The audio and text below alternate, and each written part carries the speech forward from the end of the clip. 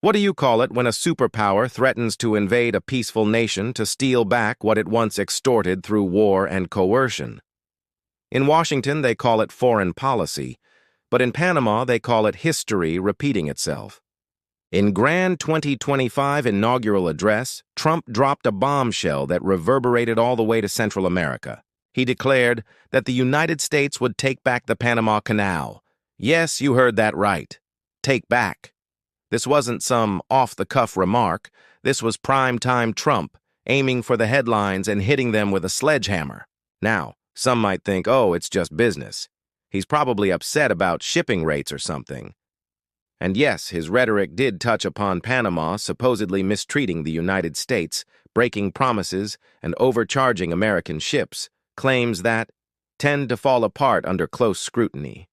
On March 5, 2025, in a message to Congress that likely had a few translators reaching for the smelling salts, Trump announced that his administration was already, and I quote, reclaiming the Panama Canal.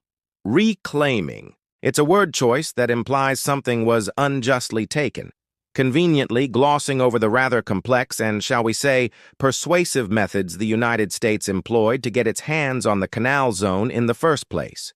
This is less about correcting a wrong and more about asserting a perceived right to dominate, a throwback to an era many had hoped was consigned to the history books, or at least a particularly dusty museum exhibit.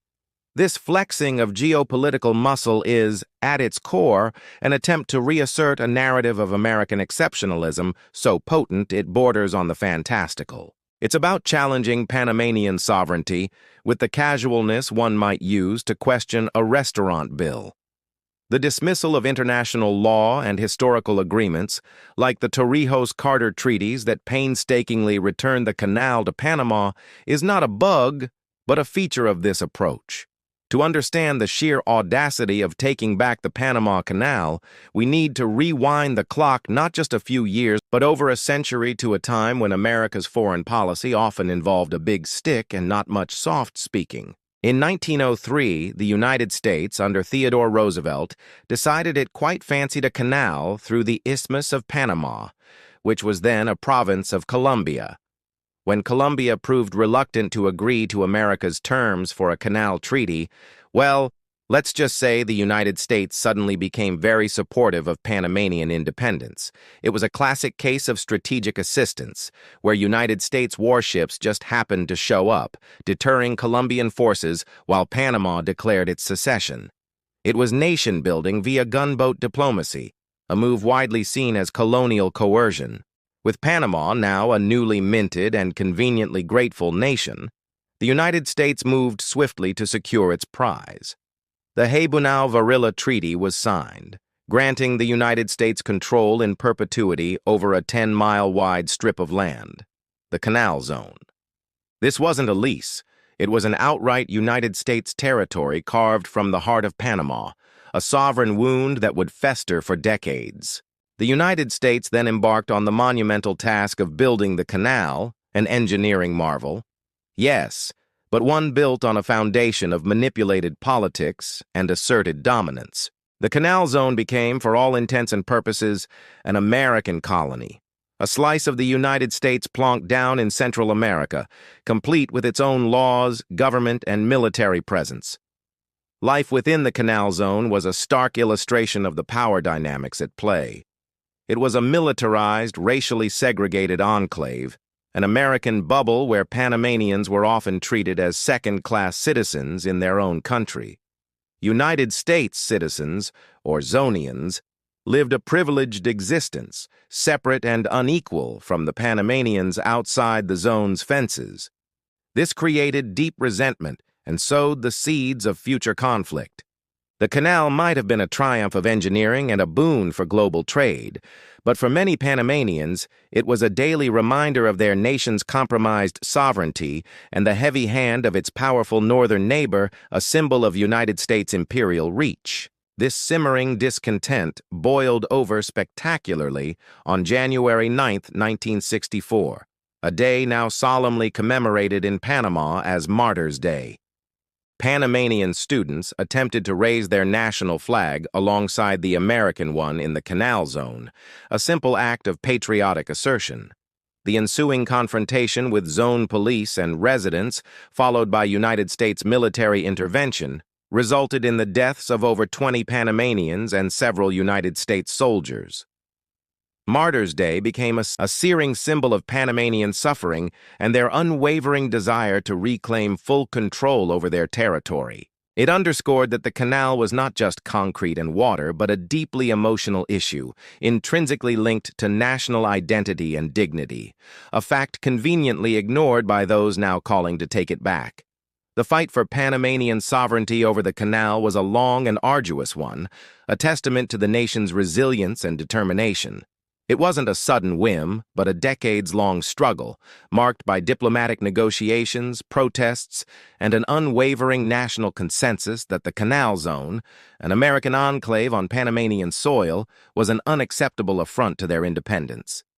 Panamanians, from students to political leaders like Omar Torrijos, consistently pushed for a new treaty that would recognize their rightful ownership and control. This was not just about a piece of land or a waterway. It was about national pride, self-determination, and the desire to be masters of their own destiny, free from the shadow of a foreign power dictating terms on their own turf. This persistent struggle eventually culminated in the signing of the Torrijos-Carter treaties in 1977. These landmark agreements, championed by Panamanian leader Omar Torrijos and United States President Jimmy Carter, laid out a phased handover of the canal and the dissolution of the Canal Zone. It was a monumental step, acknowledging the injustices of the past and setting a course for a new relationship. Finally, at noon on December 31, 1999, in a moment of profound national celebration, Panama assumed full control of the Panama Canal. The United States military presence largely departed, and the Panama Canal Authority, an autonomous agency of the Panamanian government, took over the waterways administration, a truly historic transfer of power. Fast forward to 2025, and enter President Trump with his claims that Panama is letting China operate the canal. The Panama Canal is firmly under the control of the Panama Canal Authority, governed by Panamanian law, and operated with remarkable efficiency and neutrality, as stipulated by its constitution.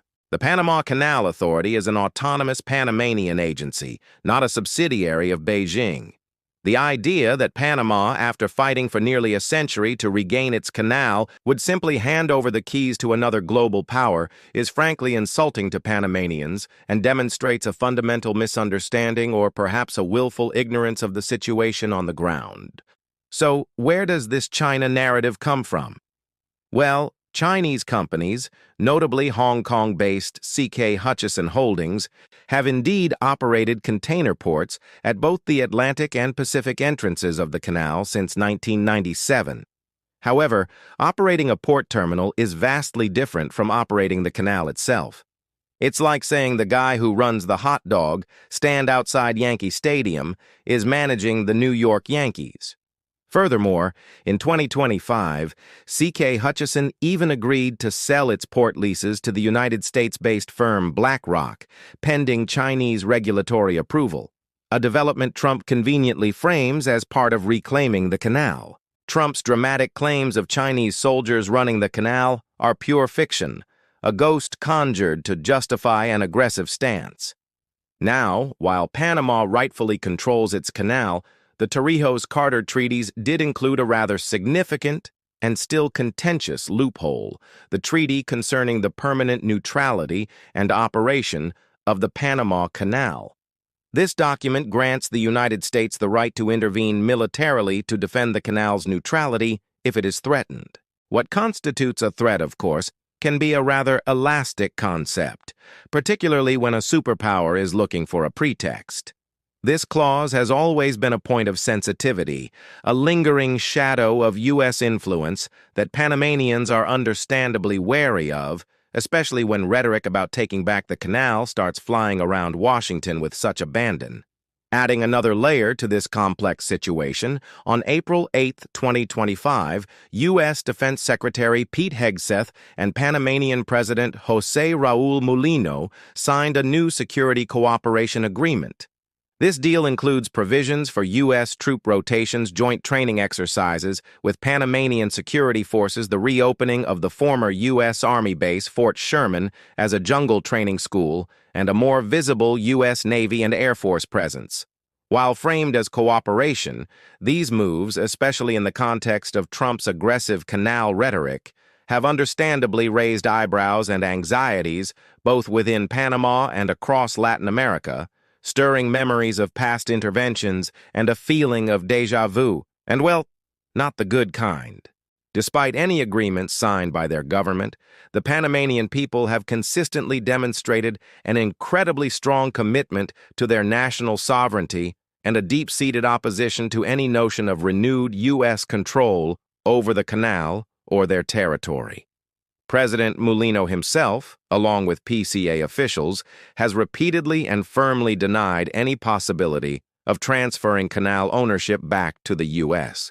The nationalist backlash to the 2025 security deal was swift, with Mulino's approval ratings taking a significant hit.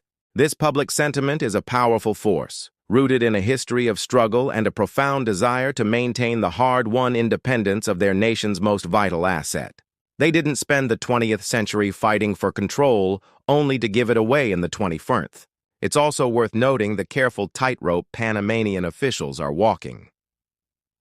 While Panama did agree to withdraw from China's Belt and Road Initiative and audit the port concession held by Hutchison as part of the security deal, its public security minister Frank Abrego was quick to state that Panama would not allow permanent U.S. military bases.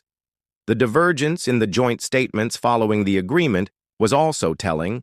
Panama's Spanish version emphasized sovereignty, while the Pentagon's English version conveniently omitted this crucial point. This highlights the delicate balance Panama is trying to strike between cooperating with a superpower and safeguarding its autonomy, a task made infinitely harder by inflammatory declarations from Washington. Let's be absolutely unequivocal. Any attempt by the United States to forcibly take back or seize control of the Panama Canal would be a catastrophic breach of international law and a blatant violation of the very treaties the U.S. itself signed. It would shatter decades of diplomatic understanding and establish an incredibly dangerous precedent on the world stage. Such an act of aggression would not only be an assault on Panama, but an attack on the principles of national sovereignty and self-determination that are supposed to underpin the international order. We don't have to look far back in history to see the devastating human cost of U.S. military intervention in Panama. The 1989, codenamed Operation Just Cause, which aimed to oust Manuel Noriega, resulted in the deaths of hundreds of Panamanian civilians and widespread destruction. The scars of that invasion, both physical and psychological, remain. For Panamanians, the memory serves as a grim warning of what happens when U.S. interests, however defined, are pursued through force. The idea of a repeat performance, a new U.S. attack on Panamanian soil to reclaim the canal, is not just a political hypothetical. It's a terrifying prospect that would inevitably lead to immense suffering for innocent people and further destabilize an already fragile region. Beyond the immediate impact on Panama, a U.S. move to seize the canal would send a chilling message to every smaller nation across the globe, particularly in Latin America. It would scream that their sovereignty is merely conditional, their hard-won independence subject to the whims and perceived strategic needs of a more powerful neighbor. The very notion that decades of treaties and international agreements can be casually discarded would erode any sense of security or trust in the international system. It would tell countries that their rights are only as strong as their ability to militarily resist a superpower, a deeply cynical and dangerous lesson that would fuel instability and resentment for generations to come. For Panama, it represents national pride, identity, and the triumph of a small nation reclaiming its most precious asset. For Latin America, and indeed for much of the global South, it stands as a beacon of resistance against foreign domination and a testament to the enduring quest for true independence. The fight to keep the canal under Panamanian control is, in many ways, a fight for the very soul of sovereignty in the 21st century. And don't forget, like the video and subscribe the channel to keep thinking the world how it really is.